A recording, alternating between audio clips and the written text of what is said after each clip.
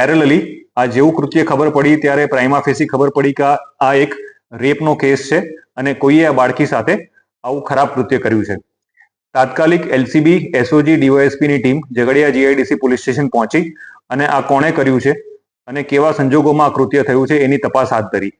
આશરે 12 કે 13 કલાક કન્ટિન્યુઅસ લોકોની પૂછપરછ કરતા, જ્યાં બનાવ બન્યો છે ત્યાં વિઝિટ કરતા અને આજુબાજુના ઘણા લોકોને ડિટેન કરતા ખબર પડી કે એક વ્યક્તિ જેનું નામ છે વિજય પાસવાન, આ વિજય પાસવાને આ બાળકી ઉપર રેપ કર્યો છે અને એના ગુપ્ત ભાગમાં અમુક મેટેલિક પાર્ટ ઇન્સર્ટ કર્યો છે, જે ખૂબ જ ખરાબ કૃત્ય થયું છે.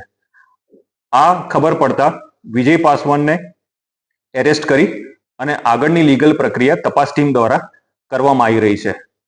આ કૃત્ય ખૂબ જ ખરાબ થયું છે. સરકાર આ બાબતે ગંભીરતા રાખવી અને પેરેલલી બેસ્ટ સારવાર મળી રહે એના માટે ડોક્ટર્સની ટીમ અપોઇન્ટ કરી છે.